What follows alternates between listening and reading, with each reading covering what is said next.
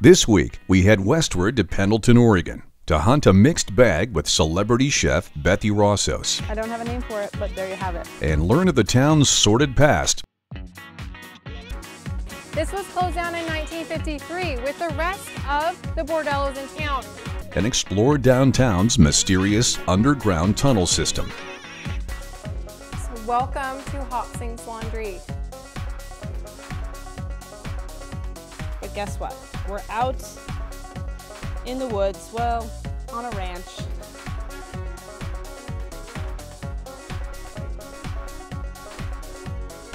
We have the option of deer, we have the option of bear, we have the option of elk, whatever we want. It's our playground right now.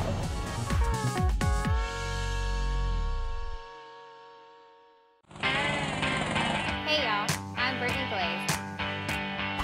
Welcome to Destination Whitetail.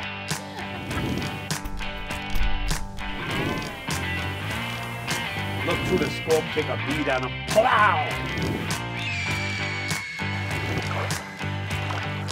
Gotta release. There's enough wild game meat for all of us.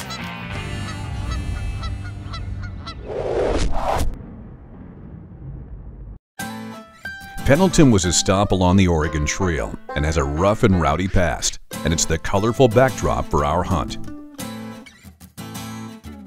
Guiding us through the caverns of this historical cowboy town is local outfitter Paul Ellis. Spicy? Awesome. Too spicy? Yeah! And master chef Bethy Rossos. Who is Bethy Rossos?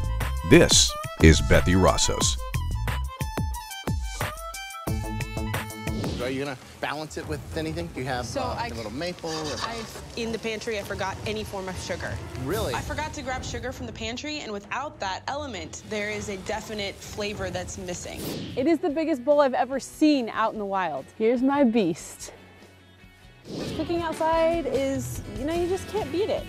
So I thought I'd make a little special dish that kind of warms your soul. Just outside of Pendleton, there is prime ground for hunting mule deer, whitetail, and elk. And Bethy has a tag for all three, but we are concentrating on whitetail.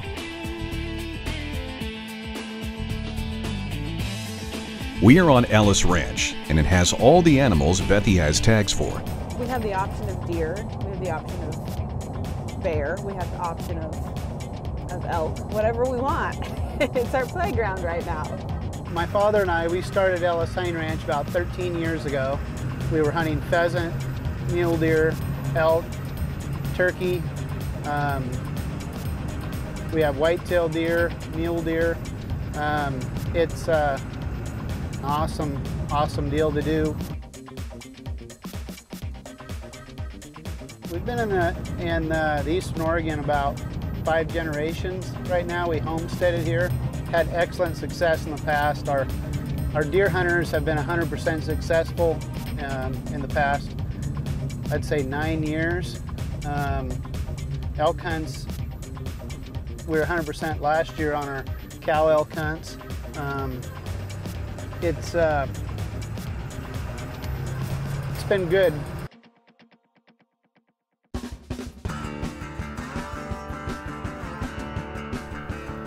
This will be Bethy's first time actually sitting in a tree stand. With swirling winds, a water source, and a feeder, and the only real cover for a quarter mile in any direction, this turns out to be a very good choice.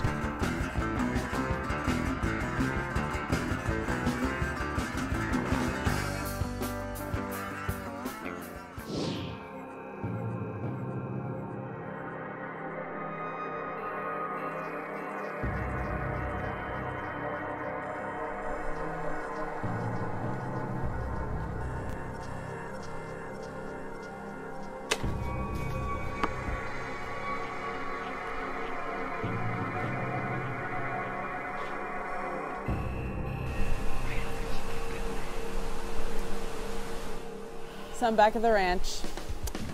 Had the most humbling experience. The buck did not come back, so I've chalked it up to the fact that I hope everyone watching is going to learn from my mistake and not do what I did. How do I miss a buck at 8 yards? I mean, my arrow was at 11 yards, so he had to be at 8 or 9 yards and miss him.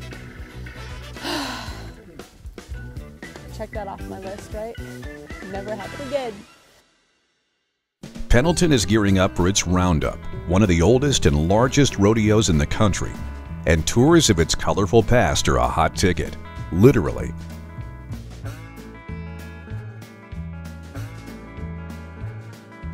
All right, welcome to the entrance of the Cozy Rooms. Now, this was closed down in 1953 with the rest of the bordellos in town. Perfect. Now when this was in business, there was actually a step that led into the doorway. And the men that used to make this hike used to say it was 32 steps to heaven. Destination Whitetail is brought to you by Browning Trail Cameras, by Alps Outdoors, exceed your expectations, by Thompson Center, America's master gunmaker, by Nikon, the next generation in hunting optics, by Analogics, protect your herd with the power of science, and by Hornady, accurate, deadly, dependable.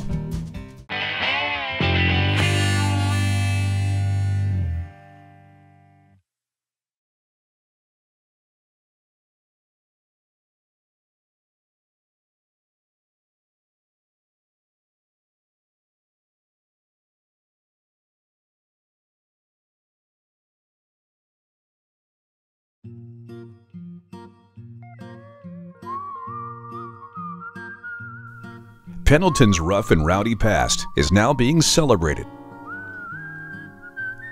Around 1920, Pendleton's population of around 3,000 was supporting 18 bordellos and 32 saloons. We have a statue of Madame Stella Darby. Now Stella stayed up here in hiding until about 1954. Now when she left to open up her second bordello in town, they bricked this front door over, took the back fire escape off, and no one was up here from 1954 until the 1980s, when they first busted through to excavate for the Pendleton Underground Tours.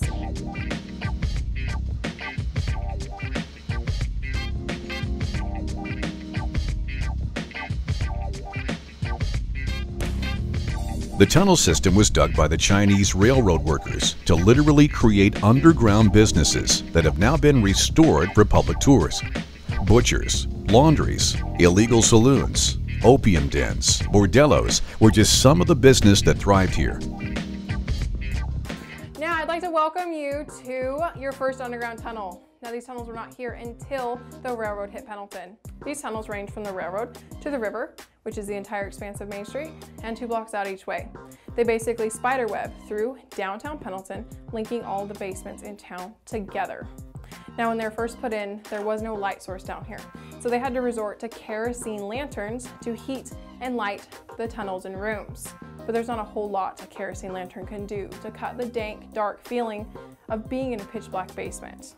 So before the 1920s, when we still had boardwalk downtown Pendleton, they put in these windows. Above the windows, there were metal grates that let light and air into the tunnels and rooms. But unfortunately, also let all the nasty inclement weather that Eastern Oregon seems to get quite frequently in, making it very unlivable for the men down here. So welcome to Hopsing's Laundry. Now most of the Chinese that we had in Pendleton, Oregon at that time still owed a debt or had a contract with the companies that brought them into the country.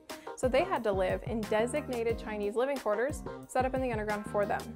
Now Hopsink was one of the few lucky, free of debt Chinese immigrants that we had.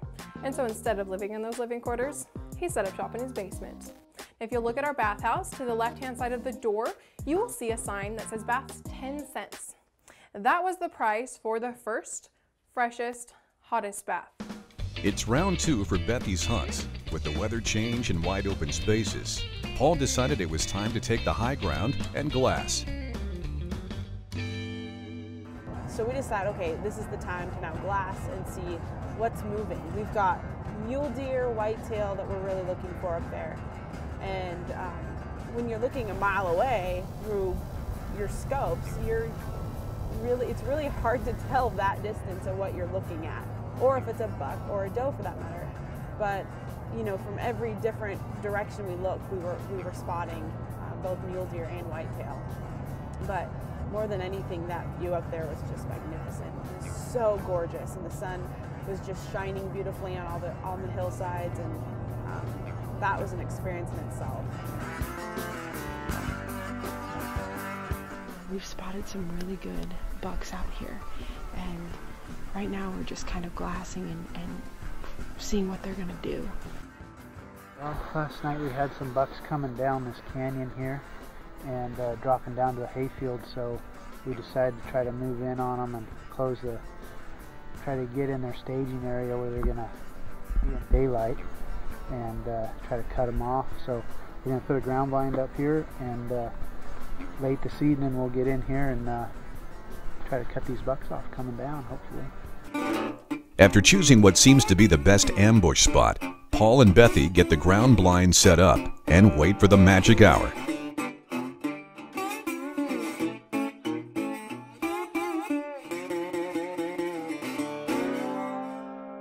So we set up 2 or 3 different locations of where to hunt, and after really deciding, we came to the conclusion that where we are right now is the best option, because we're sitting right where a big buck came down, and we're hoping that he goes in the same direction that he did yesterday and he comes down the same draw.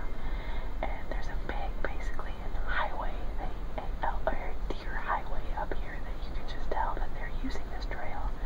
So we're set up. I'm about 20 feet or 20 yards, sorry, from the trail, and we're hoping that we can he comes down tonight so I get a good shot off on him.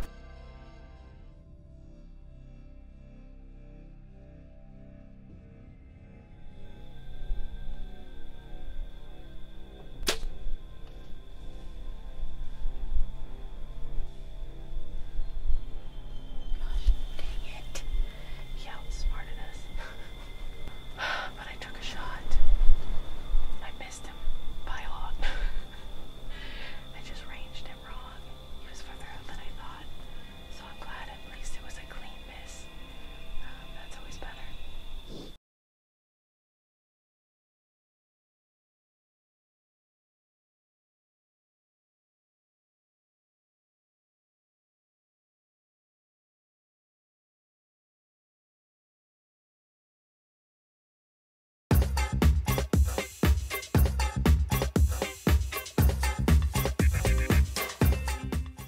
So I thought it fitting to cook up a little deer. So not only can you be creative at home with your wild game, but be creative at camp. Look at this. When you go hunting, you always pack a big old camp stove. You don't have to cook the normal. Be creative and have fun. So I thought I'd do a little cooking because I am a chef and I love to cook. And I also love to hunt, so what better than wild game? My family cooks everything with wild game, so I'm not doing just the staples. So today we're doing Thai food, actually. It's a homemade recipe, so I don't actually even have a name for it. I just throw things in.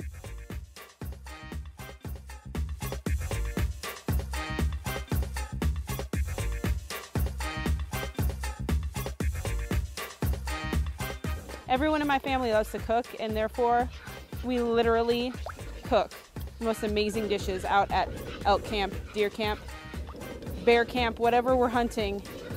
The food always has to be there.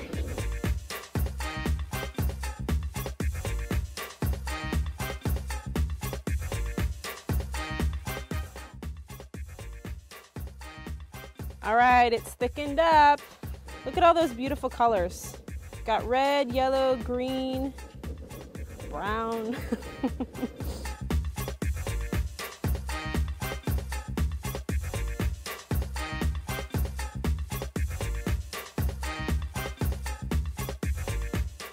Might be too hot. Nope. Definitely not too spicy for me. Yum. There you have it. I don't have a name for it, but there you have it. This labyrinth spiders all throughout downtown, and the saloons hosted many outlaws, but some were behind the bar. Now if you guys can all belly on up to the bar for me. Now you could so choose to pay with regular currency in this bar, or because there was gold found in the Blue Mountains not too far from here, you could choose to pay with gold dust. Now, I don't have a liquor license, so you're getting a shot of air. Now, once he got his shot, he would hand me this. This is a gold dust pouch. It's called a poke. It's called a poke because you tie a little leather string around the top of it like so. You tie the other end of that string to the top of your pants and you poke it into your pants because oftentimes you didn't have pockets. Now the bartender would pinch out just enough of his gold dust to pay for his drink. Now after he's had a few more, he's not quite paying attention to the bartender. He decides to go gamble with the boys in the corner, and the next time he orders his drink, the scale slides down the bar just a ways. So by the time he gets to it, it's just enough to pay for his drink.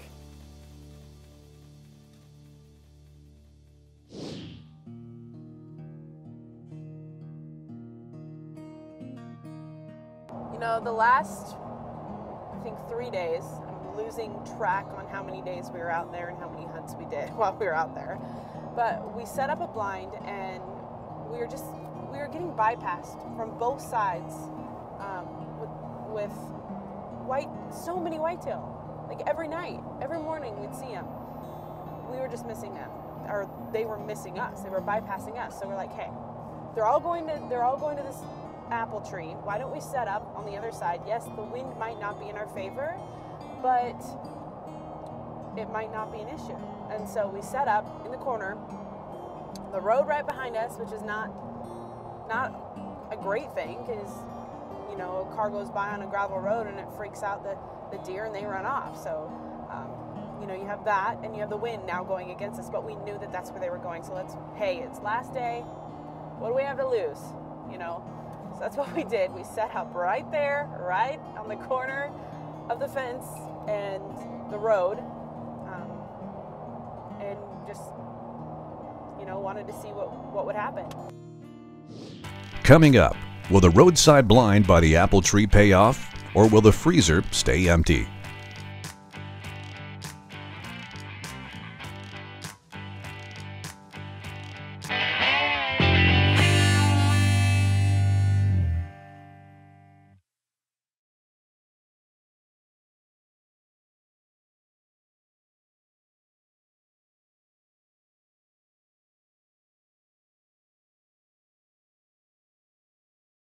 Destination Whitetail is brought to you by Browning Trail Cameras, by Alps Outdoors, Exceed Your Expectations, by Thompson Center, America's Master Gunmaker, by Nikon, the next generation in hunting optics, by Analogics, protect your herd with the power of science, and by Hornady, accurate, deadly, dependable.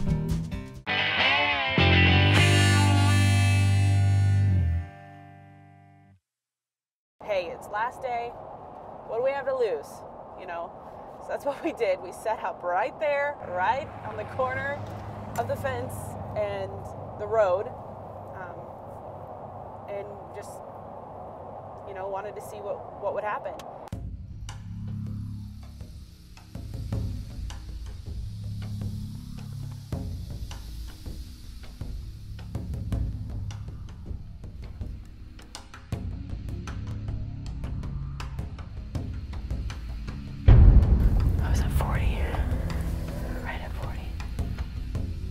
Getting dark and I'm thinking, well, we're done. I have no shot. Spent, you know, 5-6 days out here and I am not going home with a buck. I was so frustrated. And then all of a sudden,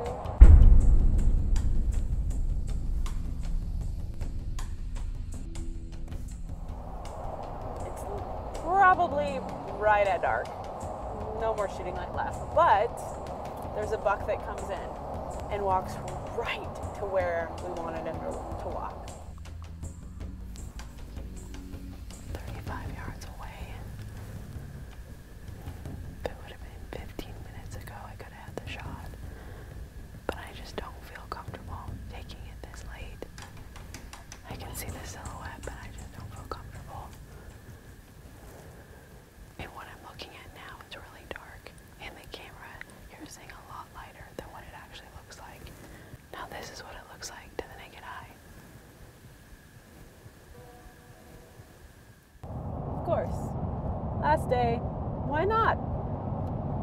the buck's gonna come out right at dark and I can't shoot.